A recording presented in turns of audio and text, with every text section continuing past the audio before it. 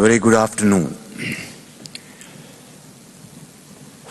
At the outset, I'd like to comment President Abdul Fattah al-Sisi for his wonderful leadership,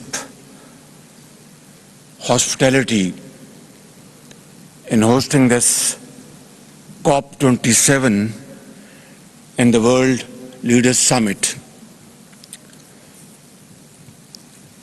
To me and my country, this COP rings an alarm bell for humanity. It is the only platform where the survival of the human race as a goal still holds promise. It is also the forum where we as vulnerable countries take our case to the rich and the resourced to build common purpose for justice, carbon neutrality, and a roadmap to crucial policy resets needed in a world that is burning up faster than our capacity for recovery. Excellencies, I'm sure all of you must have heard about the catastrophic floods in Pakistan, which impacted 33 million people, the size of 3 European countries. More than half are women and children.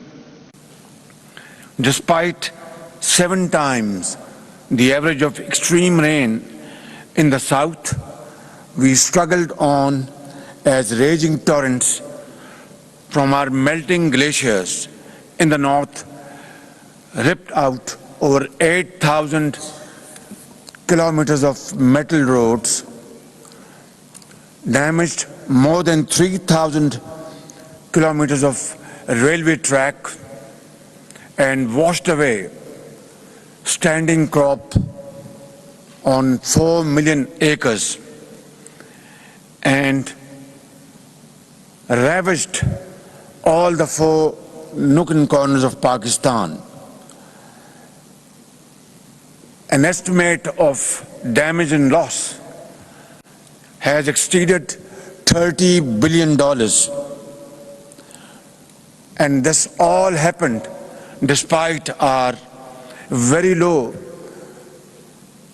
carbon footprints, and yet we became a victim of something with which we had nothing to do.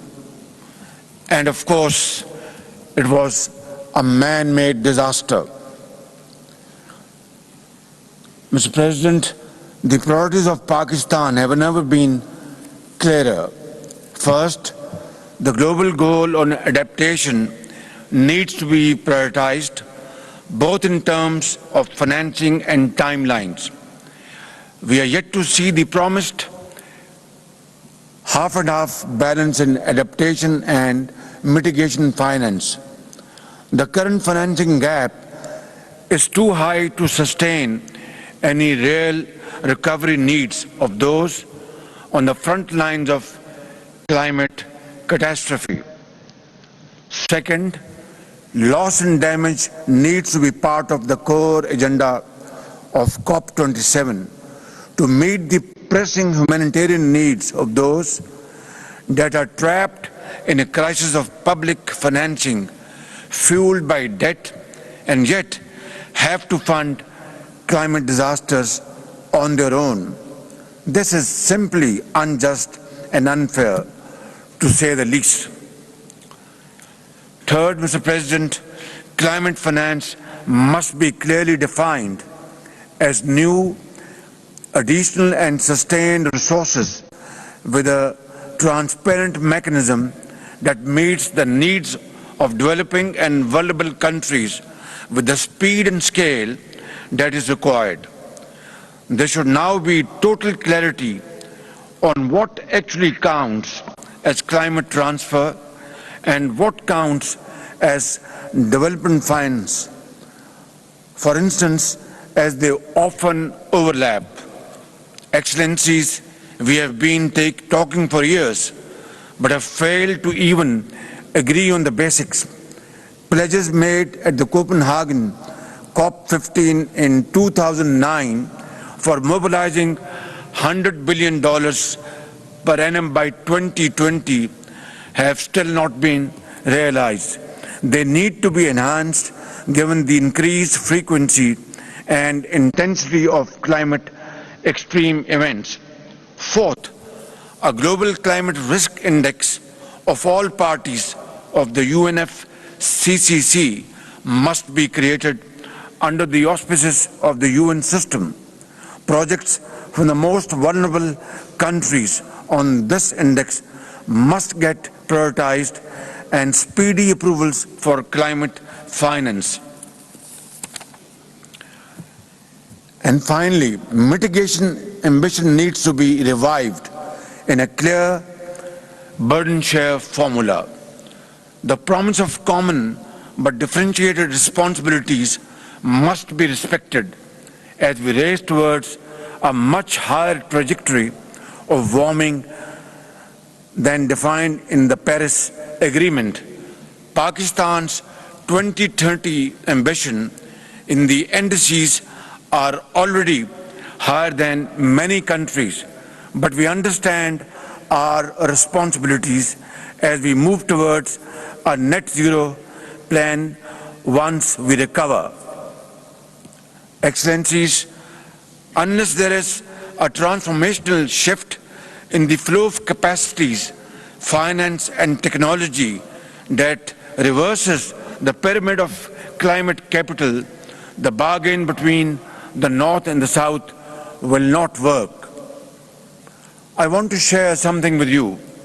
While we were grappling and fighting against this torrential floods which hit Pakistan very severely, we had to import wheat, palm oil,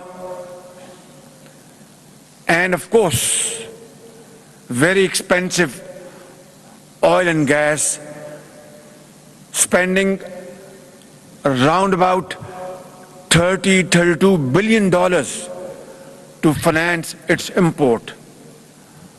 On the other, we have repurposed, redirected our meager resources to meet the basic needs of millions of households affected by these devastating floods. We had to dish out about $316 million through a program by the name of Benazir Income Support Program to provide an amount of $113 per household to about 3 million households in flood-affected areas. And now winter is setting in, and we need to provide shelter, homes, medical treatment, and food package to these millions of people in different provinces of Pakistan, for which we are spending billions of rupees from our own meager resources. Now imagine, ladies and gentlemen, on one hand, we have to cater for our food security for the common man by spending billions of dollars. And on the other, we have to spend billions of dollars to protect flood-affected people from further miseries and difficulties. How on earth can one expect from us that we will undertake this gigantic task on our own?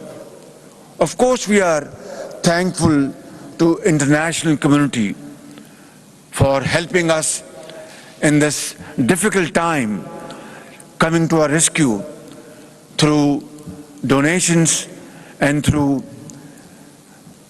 stuff which have been shipped through air freights and of course through sea routes. But the gap is humongous. The gap is widening by the day. Therefore, it is the duty and responsibility of Global North to understand our difficulties and our plight. We wouldn't want that tomorrow, God forbid, some other country should become a victim of this climate-induced disaster, and I call it man-made disaster. It is extremely important that if we have to fight and rebuild and repair our infrastructure, which has to be resilient and adaptive, then of course we can only do through additional funding, not through additional loans and debts, because this would be a financial death trap.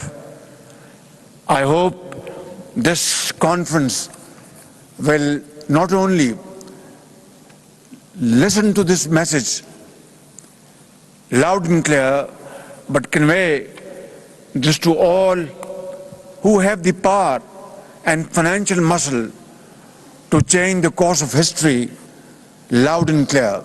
And that is what this conference is meant for. Ladies and gentlemen, it is now or never.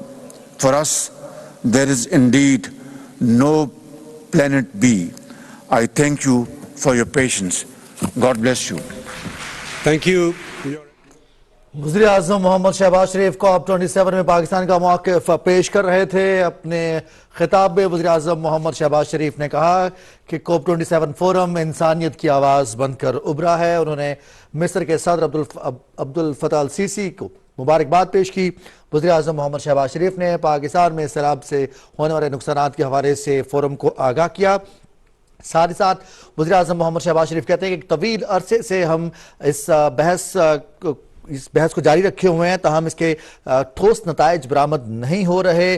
Pakistan का carbon में अखराज 1% से भी कम है, लेकिन पाकिस्तान को जो खमियाजा भुगतना पड़ा है उसकी नौयत, उसकी शिद्दत बहुत ज़्यादा है। इस मौके पर वज़ीर-ए-आज़म मोहम्मद शहबाज शरीफ ने दुनिया के तरक्की याफ्ता और अमीर ममालिक से मुतालबा किया एक ग्लोबल रिस्क इंडेक्स के क़याम के हवाले से, जो कुदरती आफात, नागहानी आफात से निमटने में तरक्की पजीर और कम तरक्की याफ्ता ममालिक की मदद कर सके। वज़ीर-ए-आज़म मोहम्मद शहबाज शरीफ कहते हैं कि मुश्किल वक्त में आलमी बरादरी ने जिस तरह से पाकिस्तान की मदद की उस पर हम मशकूर हैं। ताहम पाकिस्तान के लिए इस वक्त 3 करोड़ 30 लाख से ज़्यादा अफराद की बहाली का चैलेंज दरपेश है। हमें गंदम, पाम ऑयल और दीगर अशिया इंपोर्ट करना पड़ रही हैं। इंपोर्ट बिल है। दूसरी जानिब उन तमाम लोगों की बहाली, ये 2 बड़े चैलेंजेस हैं और पाकिस्तान अकेला इन तमाम चैलेंजेस पर काबू नहीं पा सकता। इसके लिए आलमी बरादरी को आगे आना होगा। COP27 के अगराज़ व मकासद के हवाले से वज़ीर-ए-आज़म मोहम्मद शहबाज शरीफ ने इस उम्मीद का इजहार किया कि इस COP27 के नताइज मुस्बत बरामद होंगे और आइंदा माहौलियाती तब्दीली की वजह से होने वाले नुकसानात पर पूरी दुनिया मिलकर उनका सामना करेगी। वज़ीर-ए-आज़म मोहम्मद शहबाज शरीफ ने पाकिस्तान में होने वाले नुकसानात के हवाले से तखमीना भी शेयर किया। उन्होंने बताया कि वज़ीर-ए-आज़म मोहम्मद शहबाज शरीफ ने